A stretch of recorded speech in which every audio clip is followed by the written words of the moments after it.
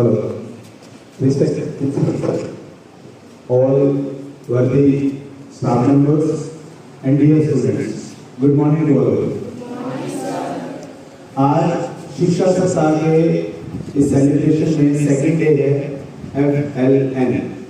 FLN means foundational literacy and numeracy. तो literacy के बारे में हम पढ़ते आ रहे हैं, सुनते आ रहे हैं. Literacy is a part of education.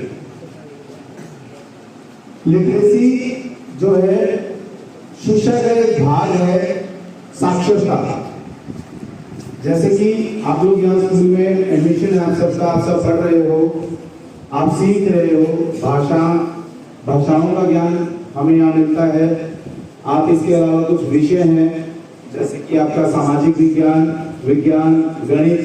तो ये सब जो है साक्षरता का ही एक भाग है. अब अगर इसमें बात करें न्यूमरेसी अगेन जो पार्ट है वो लिटरेसी का है. और ये रेफरेंस आता है मैथमेटिक्स में.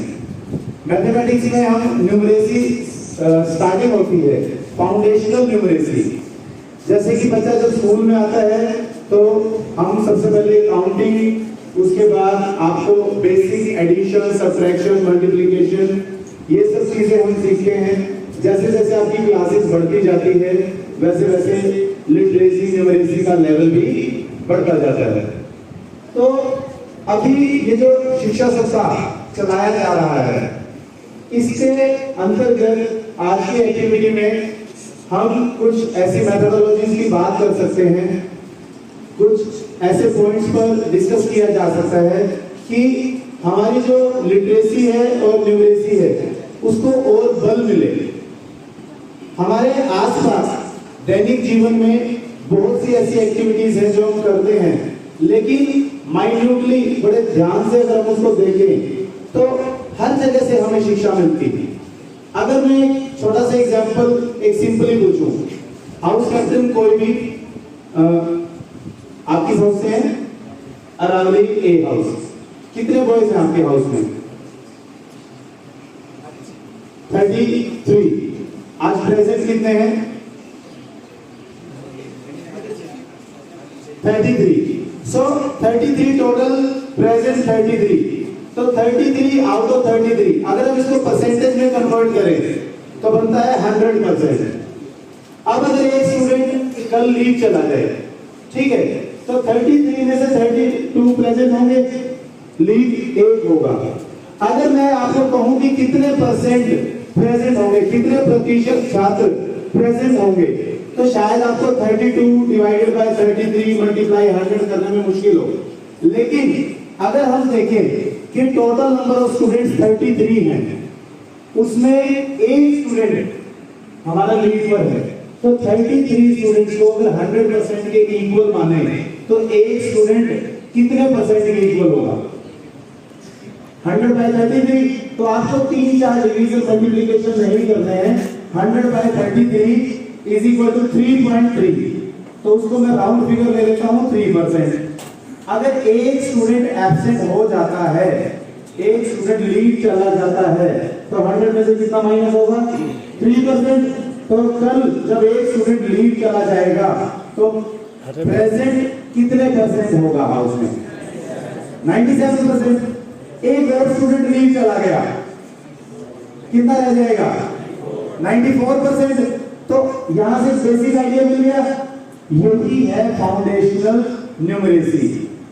हमें हर चीज के लिए बुक की, नोटबुक की, पेन की जरूरत नहीं है. अगर हम अपनी डेली रूटीन एक्टिविटीज में नंबर्स को पहचाने और छोटी छोटी एक्टिविटीज हम बाय हार्ट ऐसे ही ओरली करना शुरू कर दें तो आपके जो मेन सब्जेक्ट्स की प्रैक्टिस जब आप करते हैं वहां पर भी आपकी पेन की नीड कम हो जाएगी. आपकी कॉग्निटिव जो थिंकिंग है उसको बढ़ावा मिलेगा. कॉग्निटिव मींस बिल्कुल नॉलेज पॉइंट. एजुकेशन में 5 तरह की स्किल्स रहती हैं, जो उसमें नॉलेज पॉइंट है वो हमारी कॉग्निटिव स्किल में गिनी जाती है. और भी ये तो सिर्फ एक number of students in your house है. इसी तरीके से आपकी क्लास में कितने स्टूडेंट्स हैं, आप इसको परसेंटेज में, इसी तरीके से आप इसको अगर फ्रैक्शन में कन्वर्ट करेंगे तो आपका परसेंटेज के साथ साथ फ्रैक्शंस का बेसिक भी क्लियर हो जाएगा। अगर हम ज्योमेट्री पढ़ना चाहते हैं, ज्योमेट्री में बेसिकली स्टार्ट होता है 2D फिगर से, 3D फिगर से। हम इतने एग्जांपल्स देखते हैं, टीचर ने बोर्ड पे बताया रेक्टेंगल क्या होता है, स्क्वायर क्या होता है। एक बच्चे को मैंने बताया 3D शेप्स में कि क्यूबॉइड क्या होता है। अब बच्चा एग्जांपल पूछ रहा है, आप जिस क्लासरूम में बैठे हैं उस क्लासरूम में दो जो दीवारें हैं वो आपकी लेंथ में है, दो ब्रेड्थ में है, और एक आपका बेस और एक आपकी छत ये हाइट में है। तो वो length into breadth into height एक बॉक्स है। क्या आपका क्लासरूम एक परफेक्ट एग्जांपल नहीं है क्यूबॉइड का? तो उसके लिए हमें अलग से कोई लैब में जाकर या कोई और बहुत ज्यादा उसकी जरूरत नहीं है। इसमें सिर्फ थोड़ा सा ध्यान देने की जरूरत है। यही चीजें अगर हम अपने डेली रूटीन में और आसपास का जो भी इन्वायरमेंट है अगर उसको एज एन एग्जांपल यूज करना शुरू कर दे। टेम्परेचर कल कितना था, आज टेम्परेचर ज्यादा है तो टेम्परेचर में इंक्रीज हो रहा है। तो अगर 12th में जो स्टूडेंट्स हैं वो इसको पढ़े, एक फंक्शन है हमारा टेम्परेचर, वो इंक्रीज हो रहा है, इंक्रीजिंग फंक्शन। अगर नेक्स्ट डे डिक्रीज हो रहा है तो वो डिक्रीजिंग फंक्शन। लेकिन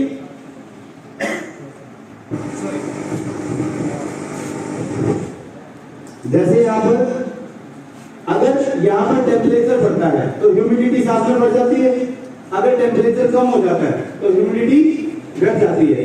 तो टेम्परेचर को अगर मैं इंडिपेंडेंट वेरिएबल मान लूं तो ह्यूमिडिटी डिपेंडेंट वेरिएबल है, किस पे डिपेंडेंट है वो?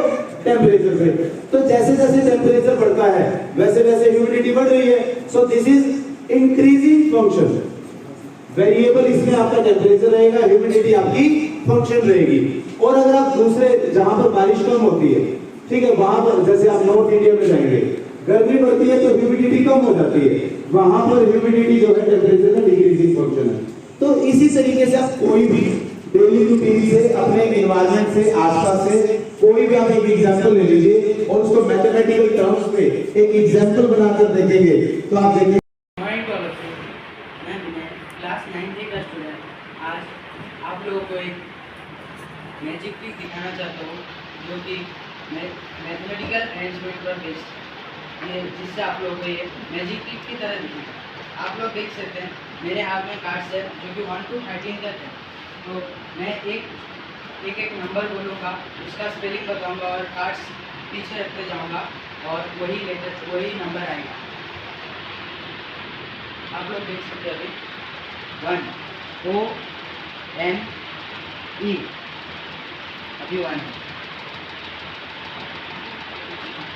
W2 T W O 2।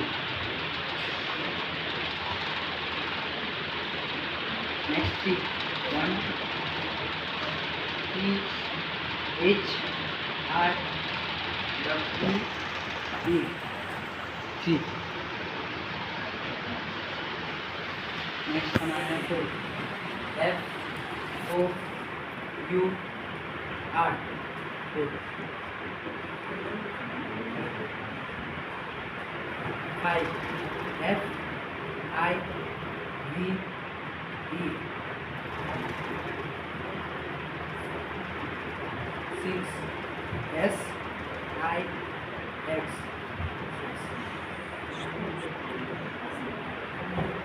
7 S E V E N 7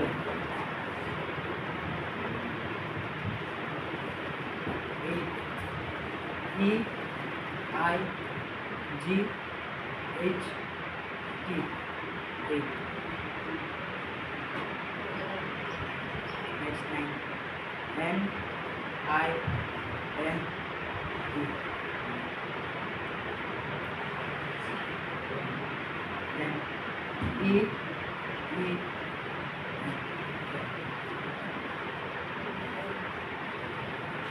और जो हमारा जैक है वो 11 कंसीडर्ड है। अभी हमारा 11 आएगा तो वो जैक E L E V E M.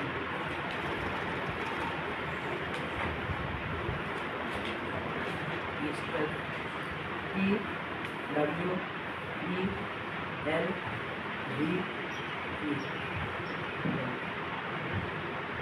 Last में हमारा जो 13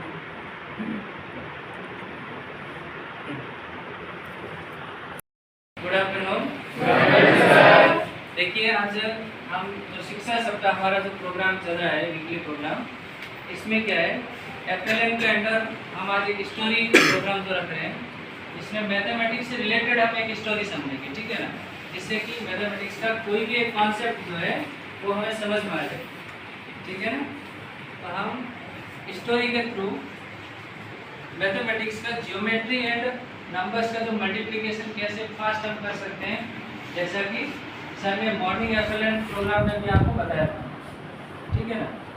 ऐसे तो एक स्टोरी में यह है कि जैसे मैथ्स टीचर होते हैं कोई, जैसे कि विपिन सर या फिर स्नेहा मैडम, कोई भी मैथमेटिक्स से दूसरे टीचर्स भी हो सकते हैं जिसको मैथमेटिक्स का थोड़ा सा भी अच्छे से नॉलेज है, ठीक है।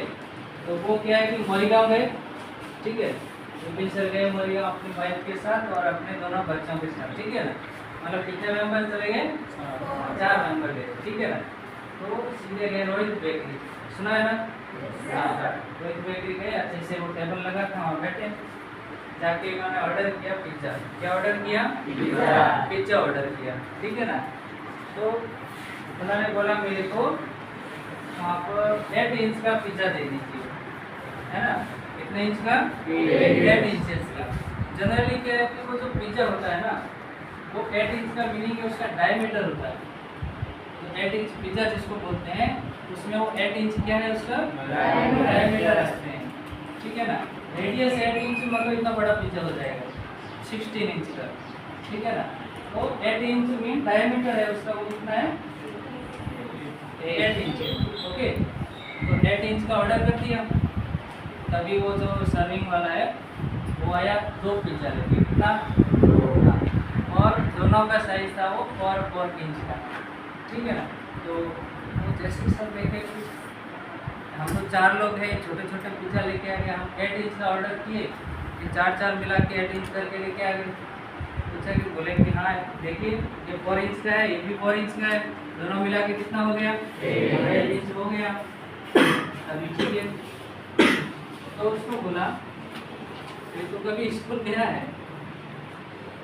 स्कूल गए तो थे, पर थोड़ा क्या है सही से ध्यान नहीं दिए क्लास में, ऐसा हो सकता है सब कुछ भूल गया है, ऐसा कुछ नहीं। क्यों, क्या बात होगी? बोले कि तो तू पिज़्ज़ा लेके आया, तो अगर तू एक और देता है ना मेरे को, तो भी ये साइज जो 8 इंच का वो कंप्लीट नहीं होगा, समझ रहे हैं। तो उसने कहा ऐसे कैसे नहीं होगा, हम आपको एक और पिज़्ज़ा दे देते हैं। तो बोले नहीं होगा। बोले कि आपने सर्कल का जो एरिया का फॉर्मूला है वो पढ़ा है कभी?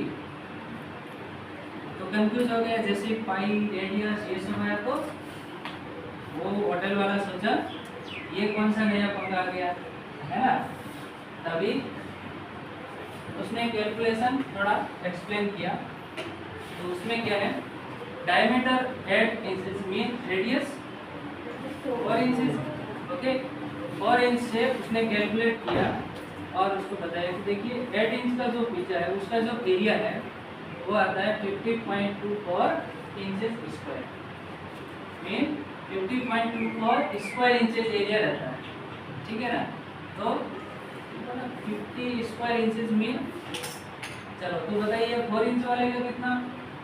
उसने जैसे कैलकुलेट किया तो वो आ रहा था 12.24, कितना आ रहा था 12.24 square inches. Then 3 pizza mean कितना एरिया हो गया तीनों का? थिकनेस तीनों का सेम, ठीक है ना, सभी का थिकनेस सेम है, वॉल्यूम पे नहीं जाना है, ओनली एरिया, ओके। तो तीनों का मिला के भी कितना हो गया? अबाउट 36-37 हो गया, ठीक है ना। तो 3 पिज्जा में भी काम नहीं हो रहा है। तभी वो हाथ जोड़ा, बोले गुरुजी आप बैठो, आप 4 मेंबर हैं, मैं 4 पिज्जा लेके आ जाता हूँ, एक घर ले जाने के लिए एक्स्ट्रा लेके आता हूँ आपके लिए, ठीक है। तो वो 4 पिज्जा दिया, तो 4 pizza mean just equal to 8 inch pizza, तभी वो इक्वल हुआ, ठीक है। तो और पिज्जा प्लस 1 एक्स्ट्रा पिज्जा, ठीक है। और उसको बनाने वाले को बताया कि थोड़ा मिर्ची वगैरह सही से डालना गुरुजी, अभी नेक्स्ट टाइम आए तो इनको जो साइज मांगे वही साइज देना है, नहीं तो अपना एक्स्ट्रा और लगेगा, ठीक है। तो इस तरह से मैथमेटिक्स को किस तरह से कहाँ पे यूज लेना है, तो ये अवेयरनेस के लिए जरूरी है हमारे, ठीक है ना। नहीं तो डायरेक्ट 4 + 4 बोल के 8 इंच का पिज्जा खा के बैठ जाएंगे, समझ में आया ना। तो थोड़ा अवेयरनेस के लिए मैथमेटिक्स का नॉलेज जरूरी है, ओके। यही था आज का अपना स्टोरी।